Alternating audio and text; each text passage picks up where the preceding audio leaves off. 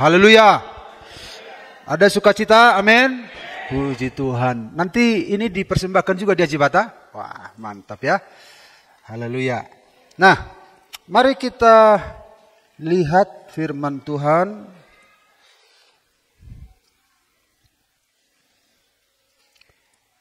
Matius 27 ayat 52 dan ayat 53. Ya. Matius 52 dan 53.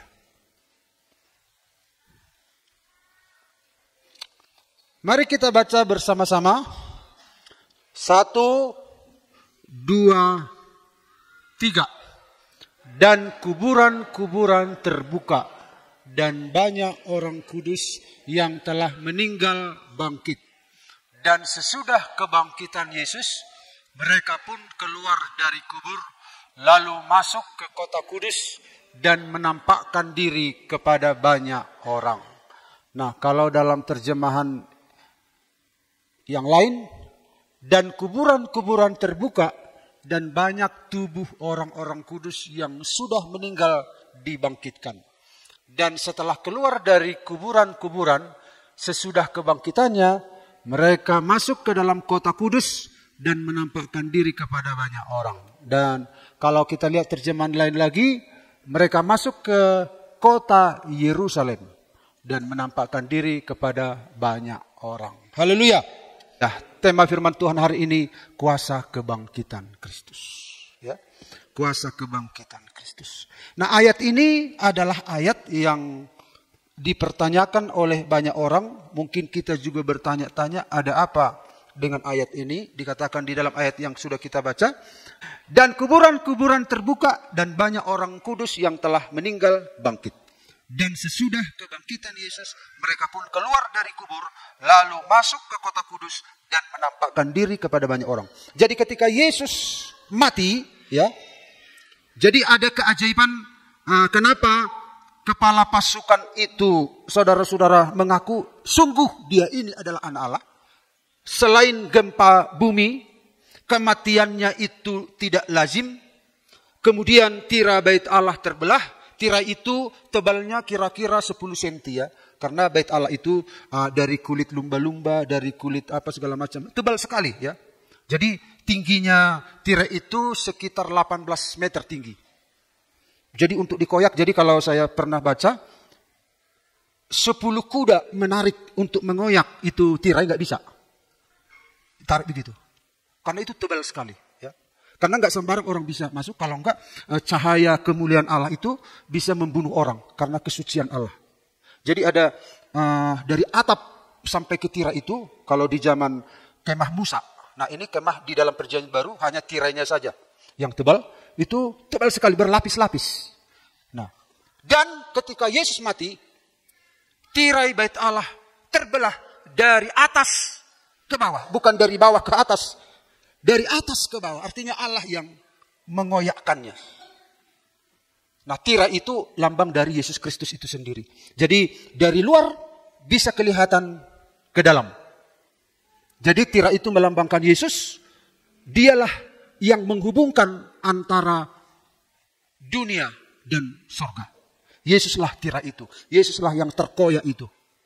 Jadi ketika Yesus mati, tirai itu terkoyak. Dan yang berikutnya adalah kuburan terbuka. Jadi ketika Yesus mati, kuburan terbuka. Dan ada banyak yang bangkit. Dan selanjutnya di situ dikatakan, pada saat kebangkitan Kristus, mereka keluar dari kubur. Jadi artinya ketika Yesus bangkit, kuburan terbuka. Lalu kemudian ayat ini katakan ketika Yesus bangkit, mereka sama-sama bangkit. Dan orang ini kemana perginya nanti kita lihat. Nah, ini juga adalah pertanyaan-pertanyaan, siapa orang ini? Ya, jadi siapa mereka ini? Kemana mereka pergi setelah itu? Apakah mereka langsung naik ke surga?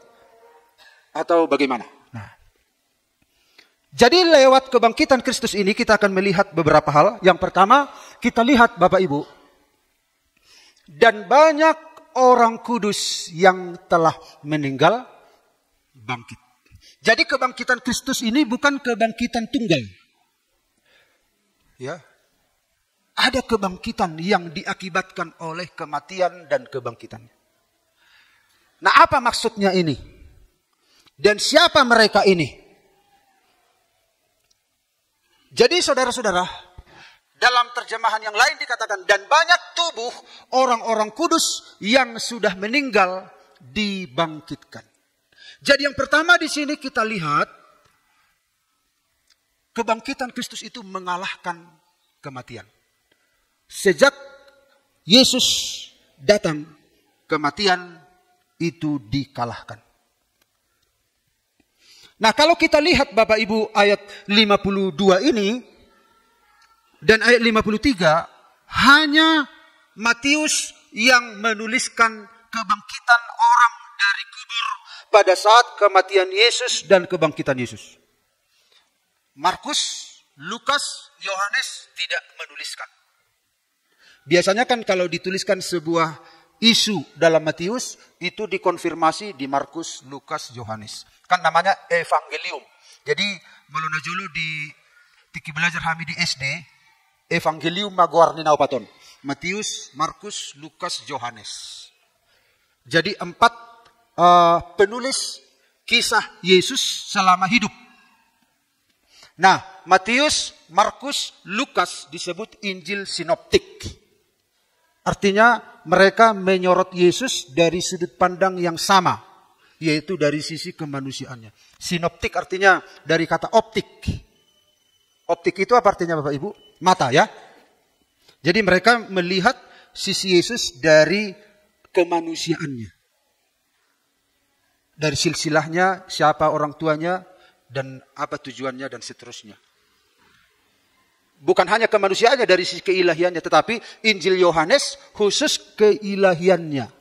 Makanya Yohanes berkata, ya, pada mulanya adalah firman. Firman itu bersama-sama dengan Allah. Dan firman itu adalah Allah. Jadi dia tidak bertele-tele menceritakan siapa Yesus, tetapi langsung to the point. Nah, karena hanya Matius yang menulis kisah ini, ada orang yang mengatakan, apakah ini benar tulisan Matius? Apakah ada, jangan-jangan ini ada sebuah kalimat yang salah tulis, begitu. Masa Matius saja yang mengatakan ketika Yesus bangkit, lalu ada orang juga yang bangkit. Dan selanjutnya ceritanya berhenti di situ, nggak diceritakan selanjutnya. Makanya banyak orang yang meragukan, apakah ini benar Matius yang menulis? Tetapi apa yang sudah ditulis itu benar adanya. Dan naskah-naskah yang tua tentang Injil Matius menulis juga kalimat yang sama. Jadi Matius melihat ini menjadi pesan yang unik di dalam kitabnya. Di mana penulis yang lain tidak menulis, penulis yang lain tidak merekamnya. Jadi dari mana Matius mendapatkan informasi ini? Yaitu dari saksi mata. Ya kan ada saksi mata pada waktu itu. Dia dapat informasi dari orang-orang, keluarganya, atau juga dari orang yang bangkit itu. Nah, jadi Matius dapat informasi. Dan apa yang ditulis oleh Alkitab itu diilhami oleh Allah. Segala tulisan itu diilhami oleh Allah, dinafasi oleh Allah. Tidak ada kata yang tidak diizinkan Tuhan masuk yang bukan dari Allah, ya. Jadi semua tulisan diilhami oleh Allah, dinafasi oleh Allah. Nah, ini adalah bagian yang seringkali dipertanyakan. Jadi kita melihat Bapak Ibu yang ini kita lihat, Bapak Ibu lihat ini ya. Jadi saudara-saudara, ketika Yesus mati, dia masuk ke dalam kubur, lalu kuburan ditutup. Nah, ketika kuburan ditutup, terjadi kebangkitan, maka Yesus keluar dari kubur tanpa batu dibuka. Jadi dia bangkit padahal batu belum dibuka. Karena dia punya kuasa kebangkitan. Ya. Jadi kenapa malaikat-malaikat mendorong batu itu? Supaya murid-murid bisa melihat ke dalam. Jadi batu tidak menghalangi kebangkitan Kristus. Jadi Yesus bangkit tidak bisa dihalangi oleh kuburan. Tidak bisa dihalangi oleh batu. Seperti nyanyian kaum muda tadi. Lalu kisah selanjutnya, lalu malaikat-malaikat menggulingkan batu itu. Untuk siapa digulingkan? Karena ada murid-murid yang mau melihat. Lihatlah, dia tidak ada di sini katanya. Jadi demi kepentingan siapa batu itu digulingkan? Demi kepentingan murid. Bagi Yesus tidak ada yang bisa menghalangi kebangkitannya. Bahkan ketika murid-murid berkumpul di sebuah rumah, ada seorang murid yang bernama Thomas. Murid-murid yang lain sudah cerita, Yesus sudah bangkit, Yesus sudah bangkit. Lalu Thomas bilang, mana? Sebelum ku cucukkan jariku ke lambungnya, karena dia tahu kan, ininya berlubang, lambungnya Yesus berlubang. Sebelum ku cucukkan jariku ke lambungnya, aku tidak percaya. Nah, ternyata pembicaraan mereka itu, Tuhan kan maha hadir. Karena dia namanya adalah Aku Ada yang Aku Ada. Dia mendengarkan semua perkataan orang. Tiba-tiba Tuhan hadir di situ. Pintu-pintu tertutup. Dari mana Yesus datang? Gak heran. Kubur saja.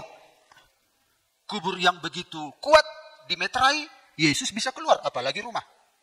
Jadi dia datang, dia tembus tembok, padahal pintu tertutup semua. Jadi tubuh kebangkitan itu tidak dibatasi oleh tembok-tembok. Itu pun kita nanti pun demikian. Lalu Yesus berkata, Thomas, lihatlah, inilah aku. Lihatlah tanganku, lihatlah lambungku. Dan jangan tidak percaya lagi. Dan berbahagialah orang yang percaya walaupun tidak melihat. Apa kata Thomas? Tuhanku, Allahku. Jadi itulah perkataan yang lengkap tentang siapa Yesus yang pernah diucapkan dalam perjanjian baru. Tuhanku dan Allahku. Jadi pengakuan Thomas ini pengakuan yang akurat tentang siapa Yesus itu. Jadi saudara-saudara, dia sedang menunjukkan kepada semua orang dia mengalahkan kematian. Nah, jadi kebangkitan orang kudus terjadi secara terbuka sebagai kesaksian akan kuasa kebangkitan Kristus. Jadi kebangkitan Kristus itu ada orang kan berkata siapa saksinya katanya. Jadi terbuka, tidak ada yang misalnya saudara-saudara sembunyi-sembunyi. Dan orang-orang juga bangkit. Jadi Yesus sedang mengatakan, dialah yang bisa mengalahkan kematian. Dan orang yang bangkit ini adalah orang-orang kudus. Orang-orang pilihan. Jadi kebangkitan orang kudus terjadi secara terbuka. Demikian juga nanti kebangkitan orang percaya. Itu terjadi secara terbuka sebagai kesaksian akan kuasa kebangkitan Kristus. Jadi kebangkitan orang kudus ini menjadi tanda bahwa orang percaya nanti yang bangkit itu terbuka semua pada manusia. Tidak ada diam-diam lalu hilang. Enggak. Tidak ada misalnya, bahasa terbuka kuburannya pungon. Nadong domang galion. Lalu teliti datang cucunya. Jangan-jangan sudah diangkat oleh Tuhan. Enggak. Bukan begitu. Diketahui kebangkitannya. Jadi Tuhan itu bukan bekerja secara rohani saja, secara fisik juga. Ya. Karena dunia materi itu bukan sesuatu yang apa bagi Tuhan, bukan sesuatu yang negatif, tidak. Jadi dunia materi itu enggak negatif karena Tuhan yang menciptakan. Dunia fisik ini, tubuh kita ini bukan sesuatu yang negatif. Makanya kebangkitan kita nanti tubuh kita juga dibangkitkan. Makanya tubuh fisik kita itu berharga bagi Tuhan. Jangan salah gunakan. Lalu yang berikut kita lihat, kebangkitan Yesus bukti bahwa maut sudah dikalahkan, bukan lagi akhir yang mutlak. Kalau di zaman dulu, kematian itu akhir yang mutlak. Itu mutlak. Tetapi ketika Yesus bangkit dan orang-orang kudus bangkit, berarti kematian itu dihentikan kemutlakannya. Ya. Jadi kematian itu bukan akhir. Ini pertama kali sejarah dunia, yaitu ketika Yesus mati dan bangkit. Lalu kita lihat Bapak Ibu yang berikutnya. Kebangkitan Yesus menjadikan iman kita bukan pada mitos. Mitos itu dongeng. Tetapi peristiwa yang nyata. Ya. Jadi itu semua nyata. Iman kita itu nyata. Iman kita itu bukan dongeng, bukan imajinasi. Kita tidak mempercayai Allah yang dongeng, Allah yang imajinasi, Allah yang gambaran. Enggak. Amin. Allah itu real. Allah itu nyata. Kebangkitannya nyata. Iman kita itu bukan dongeng. Bukan cerita dongeng yang dikarang-karang oleh orang tua. Tidak. Iman kita itu nyata. Andai kata Kristus tidak dibangkitkan, kata Rasul Paulus, sia-sialah imanmu. Tetapi yang benar adalah Kristus telah bangkit. Berarti iman kita itu maripola, tidak hampa. Makanya iman Kristen ini apa Bapak Ibu ya? Luar biasa. Kita sudah pernah mempelajari bahwa Allah bangsa-bangsa adalah hampa. Karena hampa, maka dikatakan lagi Allah bangsa-bangsa adalah berhala, daimonia. Dan Rasul Paulus berkata dalam 1 Korintus, orang yang memberikan persembahan kepada berhala adalah orang yang melayani setan. Akhirnya saudara-saudara, yang tadinya hampa, yang tadinya imajinasi diisi oleh setan, dan akhirnya orang menyembah setan. Makanya jangan menyembah berhala. Unang mamili-mili begu. Molodong nama sa dihita, unang iturlaw tudatu. Pojok pikirata, gudang persoalan. Markoring, kaleng boras. Tuhan kita itu nyata, Tuhan kita itu hidup. Jangan pergi kepada sesembahan yang kosong. Kosong. Sebuah kebodohan melayani sesuatu yang kosong. Sebuah kebodohan kita habiskan waktu, tenaga, pikiran, energi hanya untuk mengabdi kepada sesuatu yang tidak ada. Kan kebodohan. Hanya Allah yang dituliskan dalam Alkitab. Allah Abraham, Allah Ishak, Allah Yakub. Allah kita di dalam Yesus Kristus. Allah yang tidak kelihatan. Dia menunjukkan dirinya. Jadi kalau orang percaya kepada Allah, tapi tidak pernah menunjukkan dirinya, mereka itu menyembah Allah yang hampa. Dan tanpa Yesus, mereka pasti menyembah Allah. Tapi mereka kesasar. Tersesat. Di luar Tuhan buta semua. Walaupun menyembah Allah, tapi nggak tahu itu Allah yang hampa, Allah yang kosong. Nah, saudara-saudara, kebangkitan Yesus menjadikan iman kita bukan pada mitos, bukan pada dongeng, tetapi peristiwa yang nyata. Semuanya nanti nyata. Pengangkatan itu nyata. Roh Kudus juga bekerja dengan nyata. Semuanya nyata. Semuanya nyata. Amin. Bukan hayalan, bukan hanya Tuhan itu kayaknya ada di sini, sepertinya merinding gitu. Merinding gak merinding, Tuhan itu nyata. Amin. Memang kadang bisa juga merinding kan. Apalagi roh datang, roh setan datang, kita merinding. Roh Kudus datang, kita bisa merinding. Tapi kadang hanya karena perasaan kita, hanya sugesti. Tapi Tuhan itu nyata Bapak Ibu. Kebangkitannya nyata. Dia Allah nyata jadi manusia. Haleluya. Sorga itu nyata, neraka itu nyata. Semuanya nyata. Karena apa? Karena di dalam pribadi yang nyata. Makanya berbahagia jadi orang Kristen, pengikut Kristus. Kita tidak menghabiskan waktu kepada sesuatu yang hampa, yang kosong. Kita tidak seperti orang yang sedang melempar sesuatu kepada yang tidak nyata. Tidak ada sasaran. Kita tidak seperti menangkap kucing di dalam karung. Entah mana itu, yang penting enggak. Kita tidak sedang membabi buta di dalam mempercayai Tuhan. Kebangkitan Tuhan itu nyata, dia mengalahkan kematian. Makanya kalau ada kadang acara penguburan, itu saya lagu yang sangat terkesan. Ada pertemuan di udara, pertemuan yang manis. Itu nyata, Bapak Ibu nanti. Apa yang dituliskan oleh kitab semuanya nyata.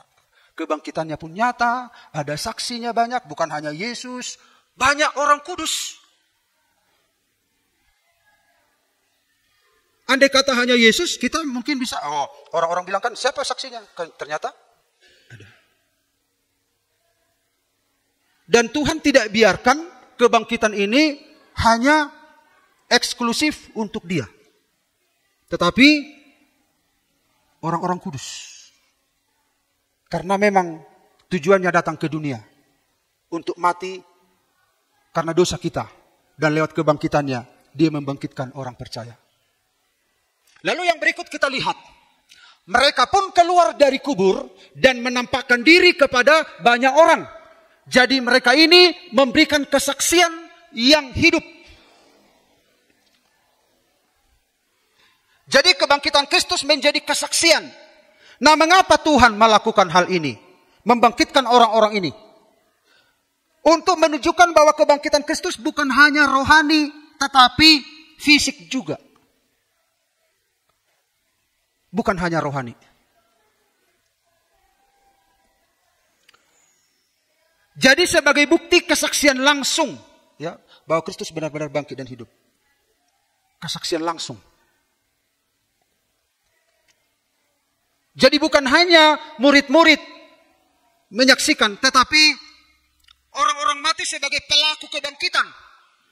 Ini kan pelaku kebangkitan. Kalau murid-murid kan menyaksikan, lalu Yesus menunjukkan diri, ini pelaku. Dan pastinya mereka ini dilihat oleh keluarga mereka. Nah, siapakah orang-orang kudus ini? Jadi menurut pengajaran-pengajaran ya di Alkitab tidak dituliskan. Ini kan perjanjian lama, baru di sini Yesus, baru perjanjian baru.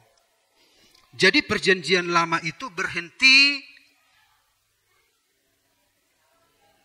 pada saat kematian Yesus.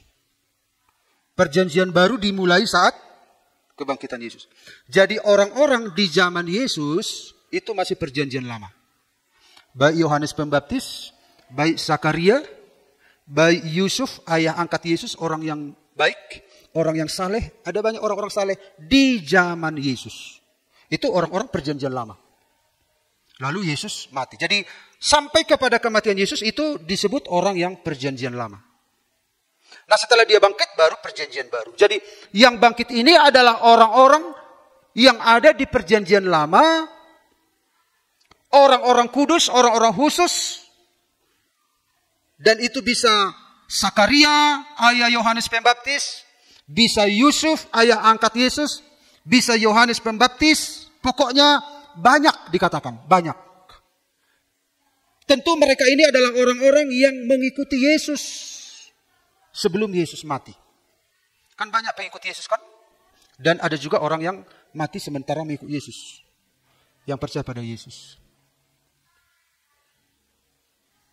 Nah, apa yang terjadi pada mereka setelah bangkit? Dikatakan di sini, Bapak Ibu. Yang pertama kita lihat, mengapa Tuhan melakukan hal ini? Mengapa Tuhan melakukan hal ini? Untuk menunjukkan bahwa Kristus kebangkitannya bukan hanya rohani. Karena ada orang berkata, Ada aliran Kristen berkata, kami percaya Yesus bangkit tetapi secara rohani, tidak secara fisik. Dan ada juga gereja yang percaya, memang kami percaya kebangkitan dari antara orang mati tetapi secara rohani. Mana mungkin, tubuh mereka kan sudah dimakan cacing-cacing. Bagaimana kalau dibakar? Kremasi. Bagaimana kalau mati di laut? Tidak mungkin secara rohaninya mereka bangkit katanya. Ini pemahaman Kristen, Bapak Ibu.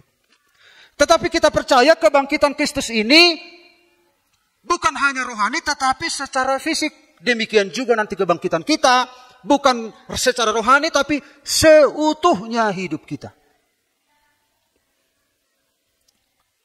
Dan siapakah orang-orang kudus ini? Saya sudah sampaikan kepada kita. Mereka adalah orang-orang yang saleh yang telah meninggal sebelum kebangkitan Kristus. Mereka itu meninggal sebelum kebangkitan Kristus.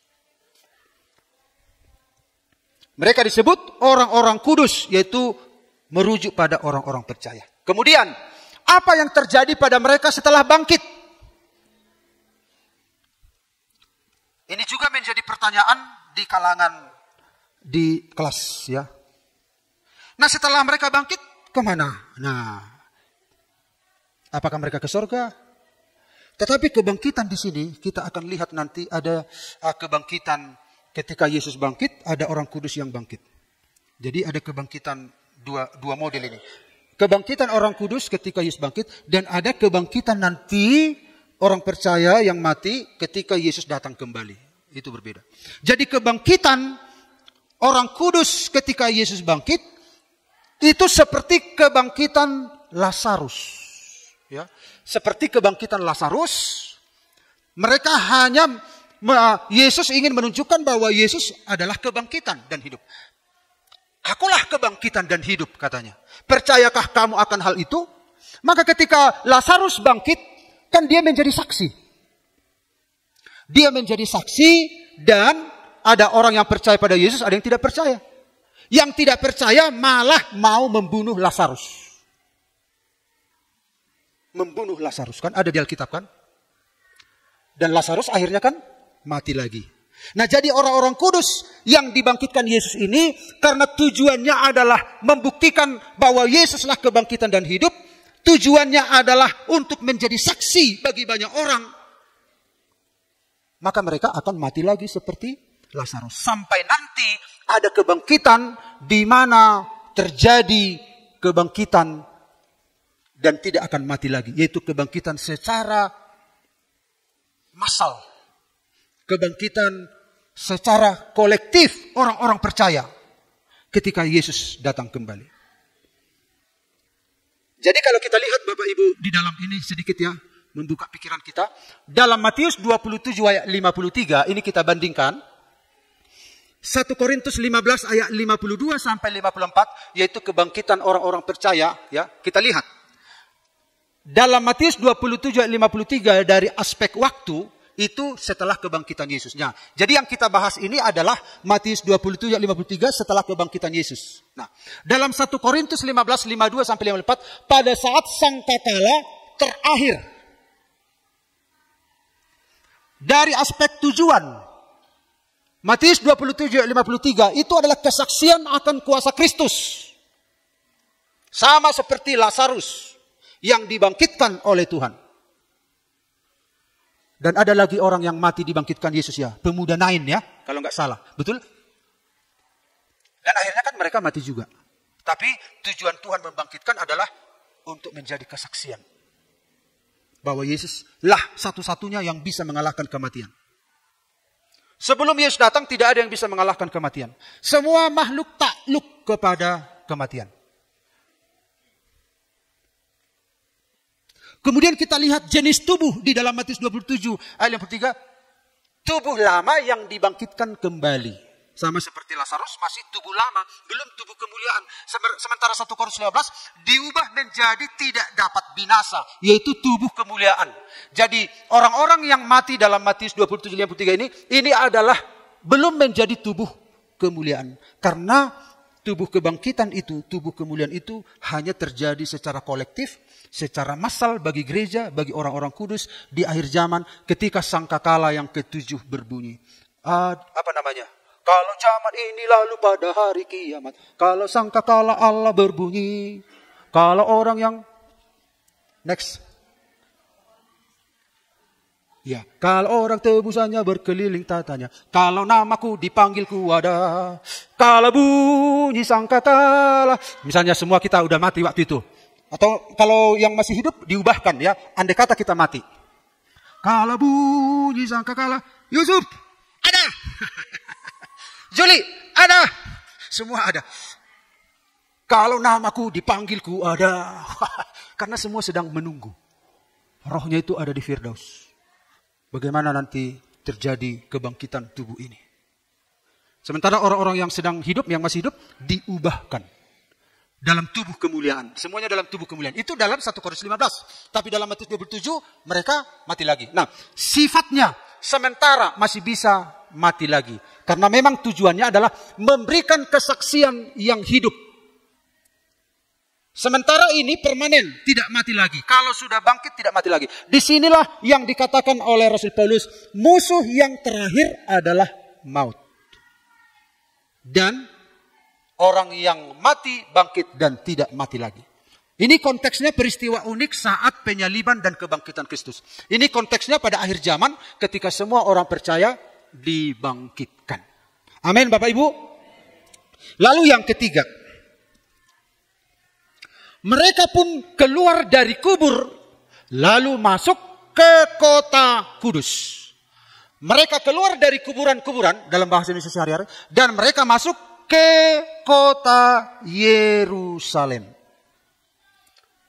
Bapak Ibu perhatikan ini. Jadi Yerusalem adalah titik yang mereka tuju. Kenapa mereka, ketika mereka keluar dari kuburan, mereka pergi ke Nazaret. Ketika mereka keluar dari kuburan, mereka tiba di Amerika, di Washington atau ke Jakarta. Kenapa? Ke Yerusalem. Karena ternyata masa depan kita adalah Yerusalem. Karena semua orang percaya, hati pikirannya tertuju kepada Yerusalem baru. Masa depannya adalah Yerusalem baru. Makanya ada nyanyian-nyanyian kita. Yerusalem nauli inganana dumenggani. Jadi pembandingnya itu selalu Yerusalem. Oh Yerusalem. Jadi pembanding dunia ini adalah Yerusalem. Kesanalah tujuan. Sanalah masa depan kita. Jadi saudara-saudara, kita lihat di sini orang-orang kudus ketika mereka bangkit. Mereka menunjukkan dirinya tidak lain tidak bukan yaitu ke kota Yerusalem, pusat pemerintahan kerajaan Israel. Karena di sanalah tahta Daud, di sanalah pusat kerajaan. Di sanalah pusat masyarakat. Dari sanalah nantinya sumber pemberitaan. Untuk menyaksikan seperti yang dikatakan kaum muda. Aku memberitahumu. Kini aku datang memberitahumu. Dia bangkit. Dia bangkit. Dan pemberitaan yang mereka bawa adalah lewat pengalaman mereka. Pengalaman hidup mereka. Yesus telah membangkitkan mereka. Mereka bersaksi bagaikan Lazarus. Jadi masa depan semua orang percaya itu tertumpu Yerusalem. Makanya secara fisik Yerusalem itu kan itu adalah pusat letak persoalan sekarang. Itu Yerusalem itu direbut, dihancurkan, dibangun, dihancurkan, dibangun, dihancurkan. Tetapi Yerusalem yang menjadi masa depan kita adalah Yerusalem baru. Amin. Yerusalem baru. Dan saudara-saudara, kita lihat kota kudus Yerusalem menjadi simbol kemuliaan masa depan kita. Itulah masa depan kita. Kota damai. Kota damai. Yang tidak dibangun oleh tangan manusia. yang dibangun oleh Allah sendiri.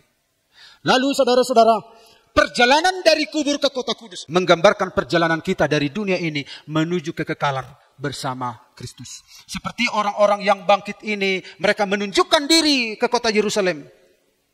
Ini kami, akibat dari apa yang Yesus perbuat untuk kami. Nanti kita juga akan menuju kota Yerusalem yang baru, yaitu di langit baru dan bumi baru. Jadi Yerusalem baru, langit baru, bumi baru, kota yang kudus, sorga itu adalah tempat yang sama, namun istilahnya berbeda. Karena itu Bapak Ibu, ini adalah masa depan yang real, yang nyata. Tetaplah setia ikut Tuhan, amin. Kita punya masa depan. Kesanalah pikiran hati kita tertuju. Dan itulah yang menghibur kita. Itulah yang menguatkan kita. Yesus telah melakukan ini semua untuk kita. Amin. Pemain musik silakan datang ke depan. Haleluya.